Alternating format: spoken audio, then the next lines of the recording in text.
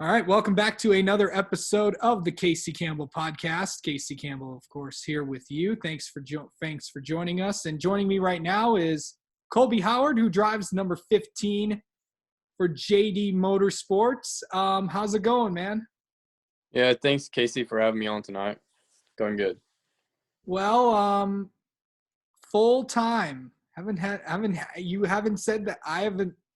You're going full time with JD Motorsports, along with your three other teammates. First time in team history that all four drivers are going full time. Of course, Jeffrey in the 0, Landon Castle in the 4, Ryan Vargas in the 6, and you in the 15. Jeffrey Earnhardt in the 0. What's that like for you to find out that you were actually going to go full time with JD? Like we were talking earlier, I'm 19, and being able to say that I run full time in any sort of NASCAR national series is something that should mean a lot to anybody.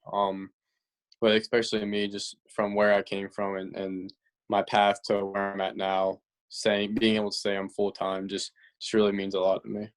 You've been through quite a bit in your career, and I've known you for a long time, and looking at running ARCA part-time in 18 with Mason, and then of course that deal got shut down, and then of course you ran some late models with Anthony Campy, and then you also ran with a few ARCA races with Wintron. Then you also made some truck starts as well.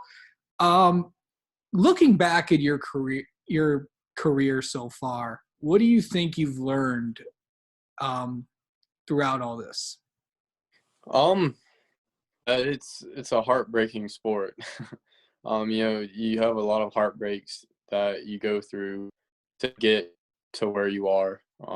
You have to go through them. It's not often that somebody's just picture perfect and just go straight through and get into the top tier cup ride. But there certainly is a couple of those drivers out there, but it's not the most common thing for something like that to happen. So you really have to dig and claw and fight for all of this. And I'm just really proud of where I'm at in my life and my career, and just hopefully it just keeps going.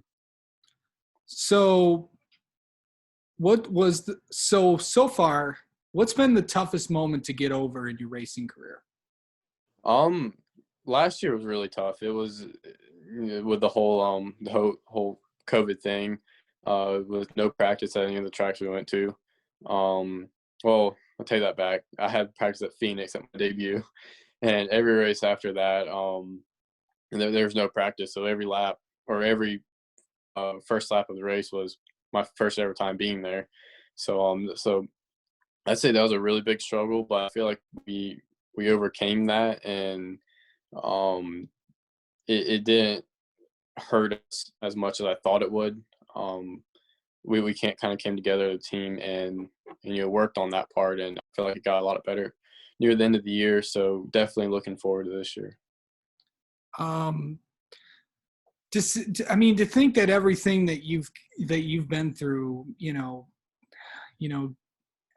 having deals end and all that. I mean, between you, Jeffrey Earnhardt, Landon Castle, and Ryan Vargas, you have had some pretty tough deals in your career, and I guess that's just how the sport works sometimes.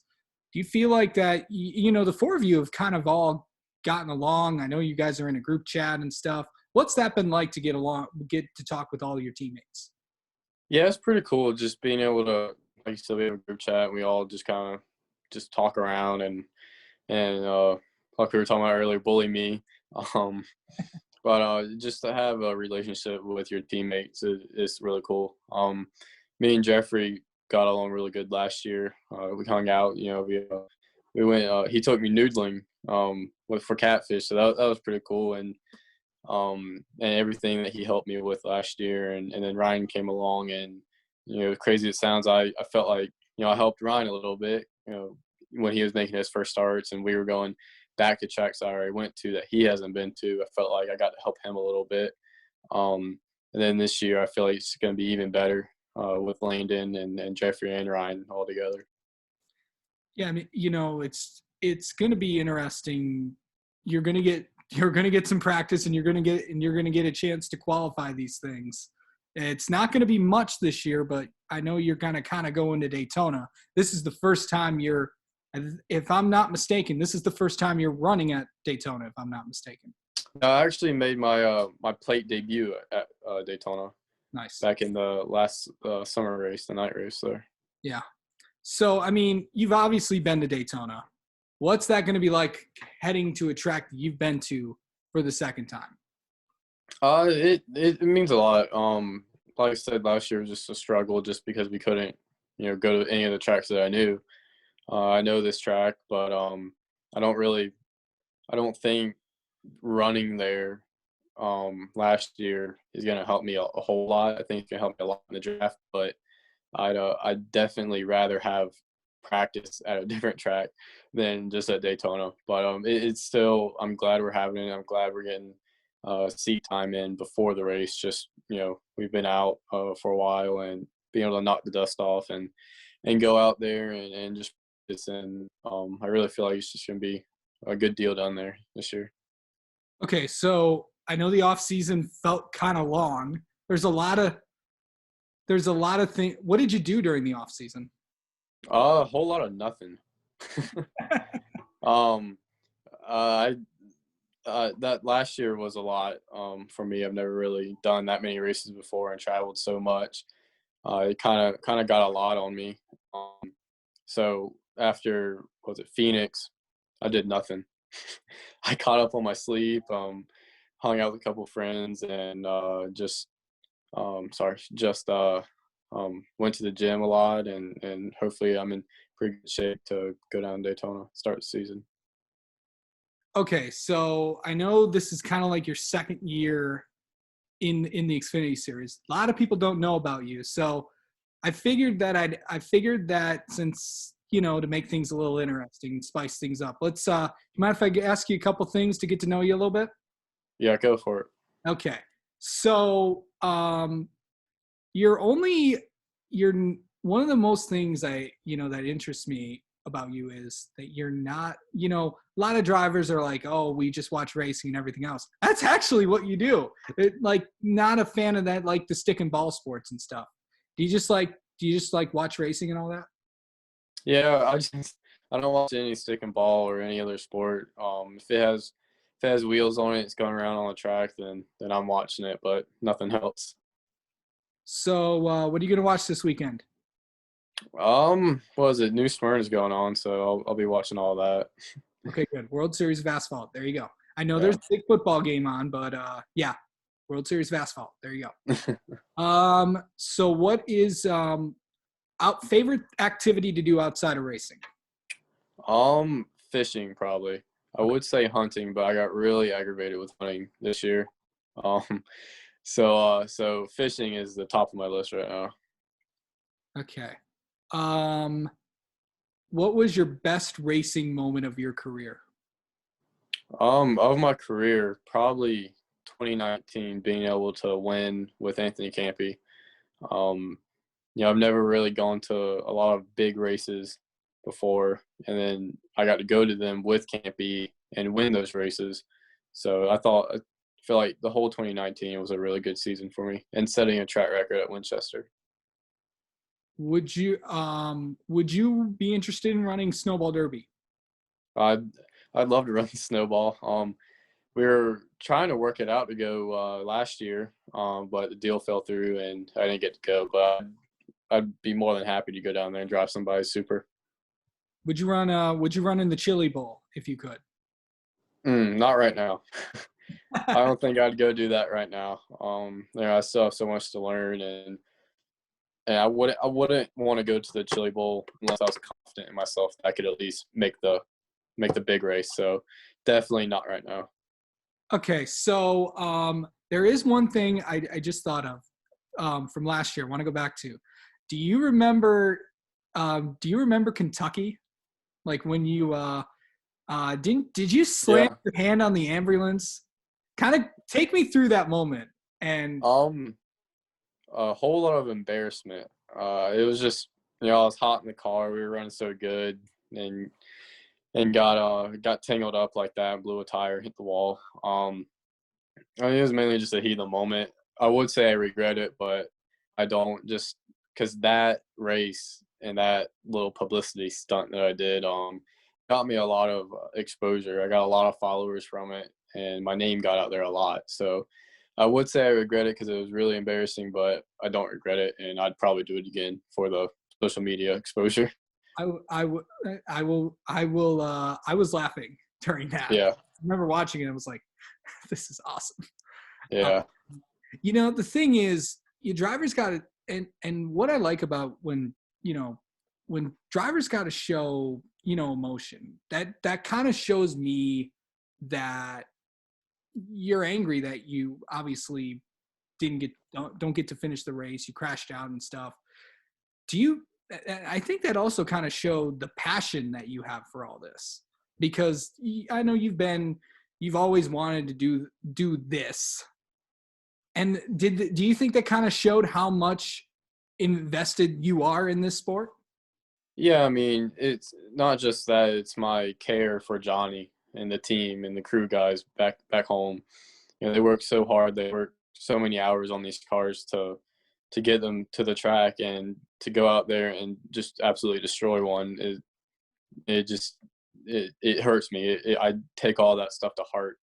And then on top of that, we were just running so good. I mean, the best we've ever ran all year was that race, and just get it taken away from us and the team after, because I know how hard they work on it. It just really let me I don't know how to say it, but I should have thought a little bit better before what I did. But it just shows that how much I take it to heart. What's a track that you're looking forward to go to this year? Atlanta. We had a really good run going there, and I'm really looking forward to going back there and hoping we'll be even better this year. But definitely Atlanta. Going 2 times to Atlanta there, bud. Yeah. I was excited when I saw the schedule had it on there 2 times, so I'm really looking forward to those 2 races. Yeah, that's actually a quick trip for you, because I know that because I know you're in that. I know a lot of the drivers live in North Carolina or around that area. You're still in South Carolina, if I'm correct, right? South Carolina, yeah. So, what's that been like growing up in South Carolina and all that? What's some of the best memories growing up there? I mean, it's a smaller town, Simpsonville. It is, but there's not too much to do other than just go outside and go to the gym and just get ready for racing. But I like it here. I've thought about moving up to North Carolina, but I don't think I'm gonna be doing that anytime soon. I'm probably just gonna look for somewhere around here, maybe a little closer to the shop, because they're still in South Carolina too. So I like it here, and I eventually may move out up to North Carolina, but we'll see. Well, I mean, the shop is still in South Carolina, and might as well kind of stay there when all that is. Yeah. What's your favorite type of food, and if you have one, what's your go-to place for food? Fried chicken, and to be more exact, chicken fingers. I don't really have a specific place. All the chicken's the same to me. It was kind of hard to mess up a chicken finger, so anywhere that sells chicken fingers is fine with me. Raising Cane's, you ever go there? I've never heard of that. Okay. Do you have any pets? Yeah, I have a white German Shepherd. Nice. What's the biggest thing that people do not know about you? I would used to say I just love being outside and being in the woods, hunting and fishing, things like that. But I feel like I got a little I'm trying to be more active on social media, so I started talking about more what I'm doing a lot. So I posted about hunting a few times. So I would say hunting, but I feel like there's probably a few people that know that I'm pretty big into that. Yeah. Of course, Daytona's next week. Have you kind of talked with teammates and what the strategy is going to be? Heading into that race, what's kind of like the mindset? What do you need to do to get it done? Because anybody can win there. We've seen it. Mainly just survive. There's the teams they try to make a plan. Everybody tries to get together and talk about what they're going to do, but in the end, it's not going to happen. That plan's not going to happen. Because like you said, anything can happen at Daytona or Talladega, these plate tracks. So yeah, we can sit here and talk about what we want to do, but deep down, I've learned from the 2 starts I've had at a plate track that it's not going to happen. Like that plan's not going to go through. So mainly just 5. There's going to be so many new drivers down there and new teams that it's going to be pretty wild, I feel like. So mainly just survive is what I want to do. Nice. All right. Colby, thank you so much for joining us, and good luck next week at Daytona. And I'm sure we'll be talking with you throughout the season. Oh, thank you for having me on.